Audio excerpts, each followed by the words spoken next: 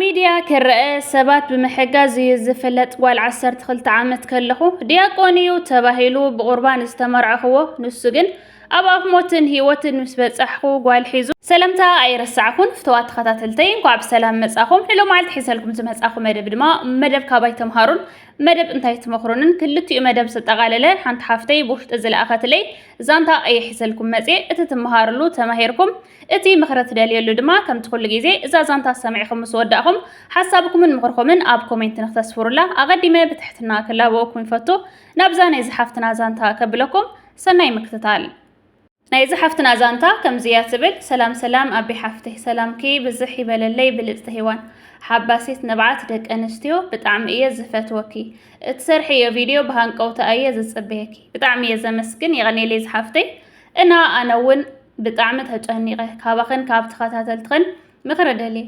ኣነ ጓል 12 ዓመት እናሃለኹ ንሃለቃ ተመርዐየ ካብኡ ጓል 15 ዓመት ምስ ኮንኩ ቆልዓ ወሊደ ኣብቲ ነፍሰ ጡር ዝነበር ኩሉ ሰዓት ኣዝዩ ፈታኒ እዩ ነይሩ ማለተይ ብሕማም ተሰቕየ እየ ነይረ ካብ መዓልታት ናብ መዓልታት ተስፋ እናቆረጽኩ ይኸይድ እሞ ኣብቲ ዝወልደሉ መዓልቲ እናቐረብኩ ይኸይድ ካብኡ ሓንቲ መዓልቲ ምስ ተረፈትኒ ንኽወልድ እቲ ብቅዱስ ቁርባን ብተኸሊል ገይረ ዝተመርዓኽዎ ሰብኣየይ ሰበይት ሒዙ ይሰምዕ ኣብቲ ሰዓት ንሱ ተስፋ ስለ ዘይነበረኒ ንምትራፍ ምንም ኣይመሰለንን ካብኡ ፈጣሪ ይመስገን ብሰላም ተገላገልኩ ጽቡቕ ቆልዓ ካብኡ ናብ ገዛና ይመጽእ እሞ ወለደይ ናብ ደገ ውፅለይ ኢለ ክትመውት እያ ኢልካ ድዩ ሰበይት ሒዝካ ኢለ ሓተትክዎ ንሰብኣየይ ንሱ ከዓ ሓሶት ኢሉ ክሓደኒ በል ካብሎ መዓልቲ ገጽካ ክሪኤካ ኣይደልን ኢለ ሰደድክዎ ካብኡ ሽማግለ ሒዙ ይመጽእ እሞ በቃ ኢለ ቅበጽኩ ጠንካራ ጓል ኮይነ ውላደይ ምስ ክንደይ ናይ ሕብረተሰብና ሕሜታ ኣቡኡ ዝደርበዮ እናተብሃለ መስተይ ቡንኡ እናገበረኒ ኣነ ግን ሓንቲ መዓልቲ ደኺሙኒ ከይበልኩ ንውላደይ ኣሕንቂ ቀቢለ ወዲ 5 ዓመት ኮነለይ ካብኡ ሰብ እንዴ ኣቤዋይ ተናደድኩ ሓንቲ መዓልቲ ክዳን ዋላትኹን ሓጊዙን ኣይፈልጥን ዘይብሉ ከይኸውን ኣለዎ ዝተብሃለ ሰብ እዩ ኣነ ምንም ካብኡ ዝተኻፈልክዎ ንብረት ኣይነበረንን ቁልዕነት ድዩ እንድዒ ንምንታይ ዘይትሕግዘኒ ይብሎሙ ምሳኻ ሓዳር ኣይደልን እንዶ ይበልክንን ባዕሊ ክፍለጥ ይብለኒ በል ወይ ወደይልካ ከይትሓተኒ ባዕለይ ምስ ዓበኽዎ ኣይወድኻን ይብሎሞ ይዓብድ ካብኡ ጸኒሐ ተናሲሐ እማቕ ዘረባ ተዛሪበካ ይቅርታ ዋላ ምንም ኣይትሓግዘኒ ካብ ውላድካ ምዃኑ ኣይተርፍን በልክዎ ካብኡ ዝጽረፍን ዘይጽረፍን ጸረፈኒ ኣነ ከዓ ንውላደይ ክብል ይኹን ኢለ ደጋጊመ ይቅርታ በልክዎ እሺ ኢሉ ይቅርታ ይተቐቢሉ ካብኡ ኣነ ናብ ስደት ይወፅእ ንሱ ከዓ ጸኒሑ ይመጽእ እሞ ቆልዓ ስለ ዘሎ ኣብ ማእኸልና ሓደ ግዜ ነደዋወል ካብኡ ንሱ ይትሓስ ኣብ ኣዲስ ኣበባ ብጣዕሚ ይሓሙሞ ሰብ ዝበሃል ኣይነበረን ኣብቲ ጦርነት ሰዓት እዩ ከዓ ነይሩ ኣነ እውን ኣቦ ውላድ እዩ ውላደይ ኣቦ ዘይብሉ ከዓ ክዓበይ ይደልን ኢለ ገንዘብ ልኢኸ ኣሐከምክዎ ንሱ እውን ሓወየ ብሰላም ከዓ ናብ ዓዱ ኣተወ እቲ ዝሕዝን ነገር ግን ደቂ ሓደ ዓዲና ንውላዱ ከይዱ ኣይረኣየን ውላደይ ግን ኣቦይ ኣትኢሉ ባዕሉ ከይዱ ረኣዮ 10 ቅርሺ እውን ኣይበሎን ንዓዱ እናበኸየ ይምለስ ኣነ ከዓ ክዳውንቲ ብሰብ ሰሪደ ኣቦኻ ዝገዝአልካ በልክዎ ንውላደይ ሕማቕ ከይስምዖ መወዳእትኡ ከዚ እንታይ ኮይኑ ኣቦይ ወደይ ዘይብለኒ መሓዙተይ ይስሕቁን ኣለዉ እናበለ ረብሽኒ ውላደይ ስራሕ ስለ ዝበዝሖ እዩ እናበልኩ ምኽንያት ይድርደረሉ እቲ ኣቦ ውላደይ ሓገዝ ይሕግዝ እዩ ኣብ ሚድያ ካብኡ ፍሉጥ ስለ ዝኾነ ከም ዘይሕግዞ ንውላዱ ዝፈልጥ ሰብ ንምንታይ ንውላድካ ዘይትሕግዝ ጽቡቕ ስራሕ እናሰራሕካስ ወድኻ ትድርቢ እናበሉ ይጸርፍዎሙ ድሕሪ 7 ዓመት ከዚ ውላደይ እንተኾይኑ ብሕክምና ከረጋግጽ እምበር እቲ ሓደ መዓልቲ ዝበልክኒ ካብ ርእሰይ ኣይወፅን ኢሉኒ ዝሕዞን ዝጭብጦን ስኢነ ጓልነይ ጽሑፍ ኣብዚሐልኪ ግን ጨኒቑኒ በጃኺ ምኽርኺ ለግስለይ ንደቂ ኣንስትዮ ኣሕዋተይ እውን ካባይ ተምሃራ ብሕርቀት ዝተናገርክዎ እየ እዚ ኩሉ ፈተና እትይኒ ዘሎ ተናዲድክን ከይትምልስ ኣሎ ኣቶም ሓላፍነት ናይ ውላድኩም ዘይትወስዱ ኣወዳት እውን ኣይትውለዱ ኣነ ቁልዕነተይ ልበይ ዕድለይ ኣባላሽዩ ከይኣኽሎ ብናይ ውላዱ ህይወት ምጭዋቱ ብጣዕሚ እየ ሓዚነ ቁሩብ ተወሳኺ ኣነ ካባየይ ክመሃራሉ ዝደልየ ነገር ሰብኣይክን ይኹን ኣፍቃሪኽን ገዲፍክን ክኸድ ከሎ ንብዓትክን ዘይኮነ ክተርእዩ ዘለክንስ ተባዓትክንን ጥንካሬኽንን ኢኽን ክተርእዮም ዘለክን ኣነ እዚ ኣለ ሰብኣያ ኣውሊዱ ዝገደፋ እናበላ መሓዙተይ ይኹን ዓበይቲ ሰባት እናስሓቐኒ ክኸዳ ከለዋ ውሽጠይ እናሓዘነ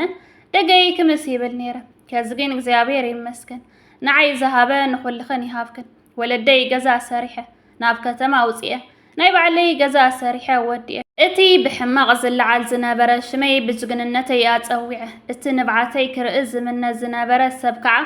ዓወተይ ኣርእየዮ ኣብ ስደት ኣብ ሓደ ገዛ 2 ዓመት ኣብ ሓደ ገዛ 5 ዓመት እጃዛ ዝበሃል ይብለይን ደኺሙኒ ሰልችኒ ከይበልኩ ኣብቲ ዝደልዮ ዕላማ ኣሳኺዐ ደቂ ሄዋናት ኣሕዋተይ ሰብኣይ ከይዱ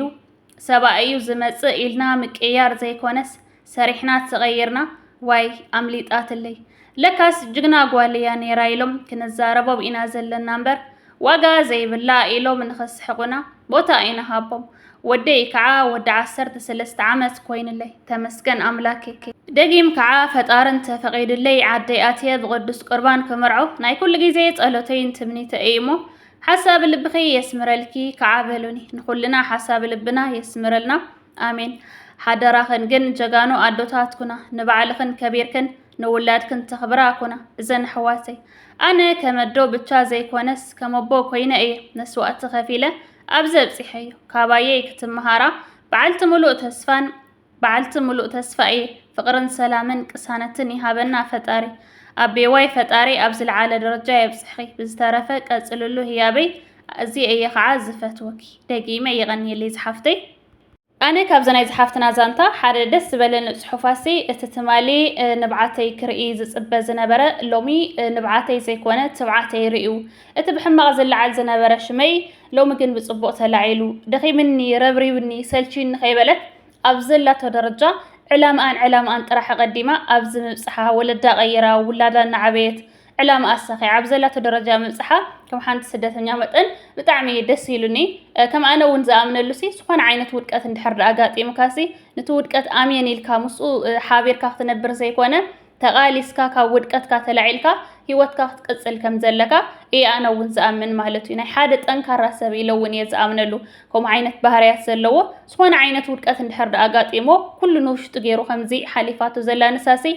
በቃ ንቅድሚት ጥራሕ ዝስጉም ሰብ ኣድናቂት እየ ንዝሓፍትና ከዓ ኣድኒቀያ ማለት እዩ ቀፂለ ድማ ከም ኣነ ከመኸረክ ዝደሊ ውላድኪ ናይ ስነ ልቦና ማህሰይቲ ንኸየጋጥሞ ውላድክ ንኸይጉዳእ ከምኡ ጌርክ ምፅዓርኪ ከምኡ ጌርክ ምሕሳብክ ንባዕሉ ብጣዕሚ ደስ ዝብል ልቦና እዩ ስለዚ ሕጂ እውን ክብለክ ዝደሊ ሓደ ኣነ ካብዚ ኣቦ ውላድኪ ሰብኣይ ዝተዓዘብክዎሲ ማለት ኣብ 5 ዓመት እዩ ተዘይተጋግየ ዝፅሒፍክየ ዘለኸሲ ኣብ 5 ዓመት ምስ በፅሐ ውላድኪ ሓግዘኒ ምስ በልክየ እዩ ከምዚ እንዳይበልክንን ዝበለክ ማለት እዩ ስለዚ ቅድሚኡ ውላድካ ኣይኮነን ከይበልክዮ ከለኺ ዝኾነ ዓይነት ዘረባ ከይተዛረብክዮ ከለኸስ ውላደይ ኢሉ መፂኡ ዘይሓገዘስ እታ ሓደ መዓልቲ ሓረቅ ክስተዛረብክዮ ዘረባ ጥራሕ ሒዙ ንኸይሕግዘክ እኮ ከምዚ ኣይልክኒ ዝበለኪ በርግፅ ሓርቕ ክስምዖ ይኽእል እዩ ነገር ግን ቅድሚት ከምኡ ዓይነት ዘረባ ምዝራብኪ እቲ ብዙሕ ዓመታት እንታይ ኮይኑ ዘይሓገዘ ስለዚ ኣነ ከም ሓንቲ መምኸኔታ ገይሩ ወሲድዎ እየ ዝብል እምበር ስለዝተጣራጠረ ወይ ስለዘይኣመነሉ እዩስ ኣይብልን ቅድሚኡ ዝኾነ ዓይነት ዘረባ ከይተዛረብክዮ ከለኺ ሓላፍነታዊ ቦታ ዝኸውን ነይሩ ዋላ ምሳኺ ይበኣስ ዋላ ይጋገ ዋላ ኣይደልን በልዮሲ ሓላፍነታዊ ተዝኸውን ነይሩ ሓላፍነት ናይ ውላድ ተዝስምዖ ነይሩሲ መፂኡ ክሕግዞ ነይሩ ከምቲ ኢልክየ ዘለኺ ስኡን እዩ ከይንብሎ ከዓ ስኡን ኣይኮነን ኢልክ ፅሒፍ ክለኽ ስለዚ በቃ ኣነ እቲ ተዛሪብኩ ዘሎ ዘረባሲ ስለዝጠርጠሮ ዘይኮነ ምኽንያት በቃ ከም ሓንቲ ምኽንያት ስለዘረኸበልክ እዩ ኢለይ ኣነ ተረዲእዮ ማለት እዩ ስለዚ ክትገብርዮ ዘለኪ ዓዲ ከም ዝተመለስኪ እንተተኻኢሉ ንውላድኪ ኣብ መኻኒኺ ምስ ሰብኣይ ከተማኺርኪ ዲኤንኤ እንተትገብሩ ተዘይተኻኢሉ ግን ማለት ውላድክ እንድሕር ደኣ ጎቢዙ ፀኒሕኪ ሕማቕን ፅቡቕን ዝፈልጥ እንድሕር ፀኒሕኪ ግን ምንም ክግበረ ይከኣልን ኣብ ዘለዎ ደረጃ እንድሕር ደኣ በፅሒሲ በቃ ኣፍሊጥኪ ዲኤንኤ ጌርኪ ይሓግዞ ኣይሓግዞ በቃ ንስኸውን ማለት ዝኾነ በቃ ድፍር ኢልክ ክትካትዕሉ ትኽእሊ ወይ ድፍር ኢልክ ክትምልስሉ ትኽእሊ ዋላ ንስኽና ኣመን ከለኸሲ እቲ ንሱ ዘቐርቦ ዘሎ ምኽንያት ገይሩ ኣጋጣሚ ብቤተሰብኪ ወይ ብሰባት ተወቃሲት ንኸይገብረክ ግን በቃ ከምኡ ጌርኪ ዓዲ ከይድኪ ዲኤንኤ እንተትገብሩ እየ ዝብለኪ ተተኻኢሉ ውላድኪ ከይፈለጠ مخانيخي انت زي تخايلو زي كقال انحرد أخوين خعا ولا ولاد كيف لا يزبلك أنا مالتي مخنياتو حدا ممارت النسو سلازخوانا بسترف أبو ولادكي انحرد أمينو نايبونت حلفنتو توازيو بجنزب بمخريب استفال عليه قات أمي حدا ولاد كوب أكره بزقبو نجار يقبو أيو أولادو نخركب انحرد مسوات زخفل كوينو السيء تزي كوين جن بقى حامي قصبعو أبو سلازخوانا أبو تغير له سلازي تقلي تا كاباخي كرخبا زقبو لقع خام تقدم حجي كندبون كنددون كوينكي كمتي قدم حجي تخفل له زنبارك مسواتي ندحر حجون بعلخي بزبالص قليص كلناخي بعلخي بزبالص اول مخير كلناخي سلازي حجون كوم غير كدا غصل اللمبر معرخ ندوح لنا خزهاسي ጭንቀት አይተጫነቂ እየዝብለኪ ክብርት ሓፍተይ ንሎም ማዓልቲ ዘነበረትና ጻንሒት እዚ ኣያ ትመስል ኣብ ቀጻሊ ቪድዮ ክስካዕ ንራኸብ ሰሰናይ ንዓኹም ባይ ባይ